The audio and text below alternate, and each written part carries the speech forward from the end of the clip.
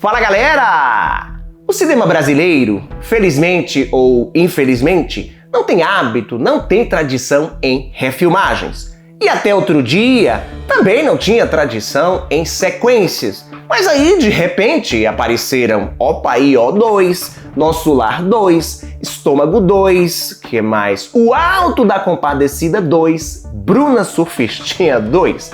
Então, eu não me espantaria se de uma hora para outra, obras tão icônicas quanto essas que eu acabei de citar, ganhassem remakes, reboots, refilmagens para as novas gerações. Porém, zero chance disso acontecer com os longas-metragens que eu vou citar neste vídeo. 5 filmes proibidões que jamais serão refilmados. Volume 5, The Brazilian Edition. Vem comigo que está começando o Horrorpédio.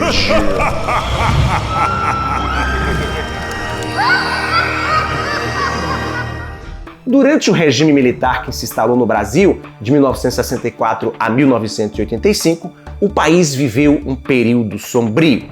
Nesse contexto de medo e caos, o cinema era visto como uma forma de escapismo.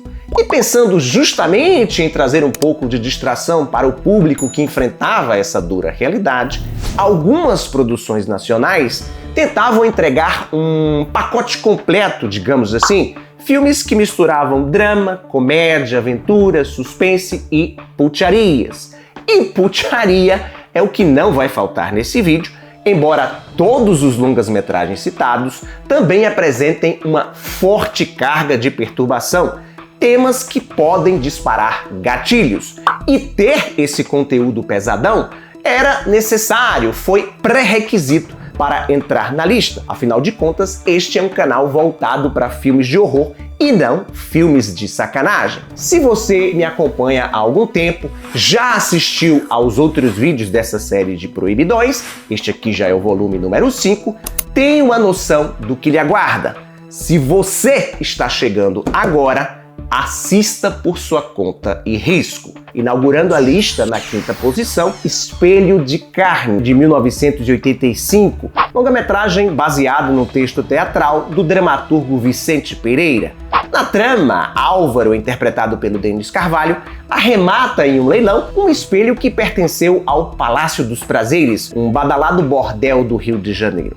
Ao levar o objeto para sua casa, o tal espelho mexe com o cotidiano de Álvaro e sua esposa, que vem a luxúria dominar suas vidas. Ambos acabam se envolvendo com amigos e vizinhos que se aproximam do famoso espelho. Na cena mais polêmica do filme, Álvaro transa com seu amigo Jairo, vivido pelo Daniel Filho. Recentemente, Espelho de Carne ganhou uma versão restaurada em 4K e todos os sites que deram essa informação usaram como chamariz no título da matéria a tal cena envolvendo os dois bambambãs da Rede Globo. Lançada há 40 anos, a obra causou rebuliço na época do seu lançamento por criticar o moralismo da vida burguesa da zona sul do Rio, presa em amarras, que enxergava no sexo algo sujo. Nos dias de hoje, onde o politicamente correto influencia fortemente a produção cultural e questões como consentimento e a representação da sexualidade são tratadas com mais cuidado, uma refilmagem de Espelho de Carne soaria insensível por abordar temas de maneira que, atualmente, seria considerada inadequada.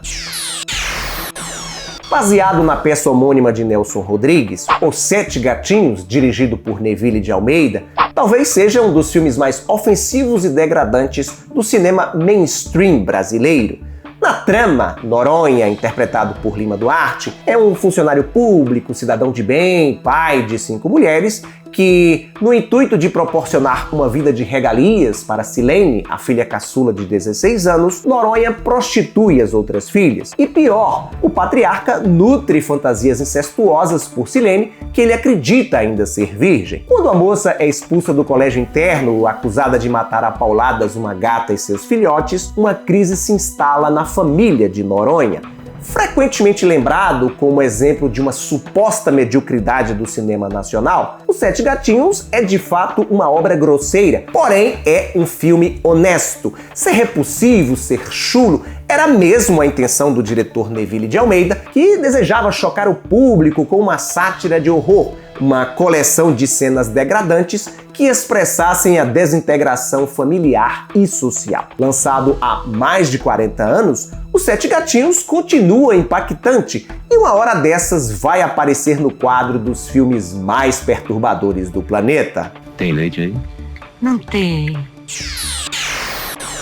De olho no subgênero WIP, Women in Prison, Mulheres na Prisão, que fez relativo sucesso na década de 1970, o cinema brasileiro se arriscou a produzir algo parecido com A Prisão, lançado em 1980. A história se passa numa penitenciária feminina, onde as mulheres confinadas são submetidas a abusos constantemente. Por lá também rola tráfico humano. As detentas mais jovens e bonitas são vendidas como escravas sexuais para ricaças sem escrúpulos. Com a ajuda de uma enfermeira, 4 garotas bolam um plano e 3 delas conseguem escapar. Nas ruas, as jovens descontam na sociedade as maldades sofridas dentro do presídio. Putaria do início ao fim é o que você encontra neste longa-metragem comandado por Oswaldo de Oliveira, cineasta especializado em pornô-chanchadas, que dirigiu muitas tranqueiras parecidas com essa aqui durante os anos 70 e 80. O que começa como um filme softcore, com cenas de nudez e sexo simulado, gradualmente vai apresentando um conteúdo mais forte. Depois que as mulheres conseguem fugir, a obra passa a investir pesado na violência. Uma família é feita de refém pelas garotas, que arrancam brutalmente o instrumento de trabalho do patriarca e em seguida jogam um membro para o cachorro comer. Não satisfeitas, as moças decidem também abusar do filho pré-adolescente do casal. Mal feito, mal dirigido, com péssimas atuações, A Prisão chegou a ser proibido na Alemanha e no Reino Unido e está mais para uma comédia involuntária de horror do que aqueles filminhos sensuais que costumavam passar na Sexta Sexy da Bandeirantes. Estrelado por grandes nomes como Tarcísio Meira, Vera Fischer e Xuxa Meneghel, Amor Estranho Amor, dirigido por Walter Hugo Cury, é considerado um dos longas-metragens mais controversos do cinema brasileiro. A obra, que não apenas causou desconforto na época do seu lançamento, 1982, continuou também sendo foco de debates e polêmicas ao longo das décadas. A trama, ambientada nos anos 1930, aborda as relações de poder e submissão dentro de um bordel. A história acompanha um garoto de 12 anos que é levado até o local pela mãe e lá se envolve com mulheres adultas. Se a querida Xuxa não estivesse no elenco, este filme provavelmente já teria sido esquecido. A loira, que estava no início da carreira, aparece em cenas sugestivas envolvendo um garoto, literalmente falando. Preocupada que o longa-metragem pudesse manchar a sua imagem pública, prejudicar a sua carreira que estava em ascensão, Xuxa moveu uma série de ações judiciais para tentar impedir a distribuição do filme e com isso conseguiu escondê-lo durante um tempo. Enquanto alguns defendem a obra, dizendo que ela é uma crítica à hipocrisia da sociedade em relação à sexualidade, outros metem o pau, condenando sua abordagem como problemática e irresponsável. Atualmente, contamos com um cenário cultural mais cuidadoso, mais vigilante quanto ao retrato de crianças e adolescentes na mídia. Então, uma refilmagem de Amor Estranho Amor nunca acontecerá.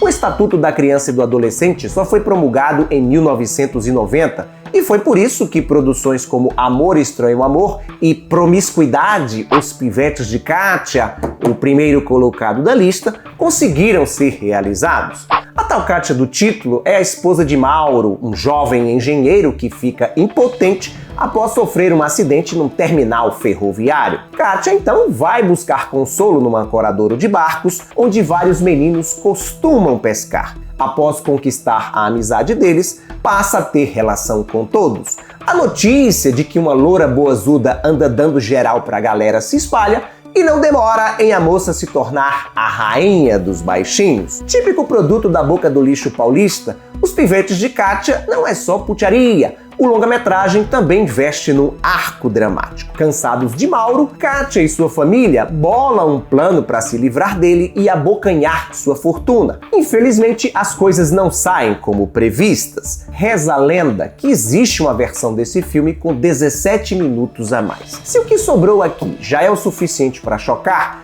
imagine a versão completa. As cenas de fuque-fuque com a molecada são simuladas, rápidas, mas não deixam de incomodar por conta da idade dos envolvidos. Por trás de toda a sacanagem, a obra pode até ter uma crítica social, mas eu não consegui enxergar além da exploração infantil. Transgressor em todos os sentidos? Nada, absolutamente nada, sequer algo parecido com os pivetes de Kátia seria realizado nos dias atuais. E aí, curtiu a lista? Duvido que você conhecia todos os filmes citados. Você gosta quando eu trago produções nacionais perturbadoras para o canal? Escreva nos comentários. Obrigado por sua audiência, lembre-se do like maroto e me seguir nas minhas outras redes sociais. Tchau e até a próxima!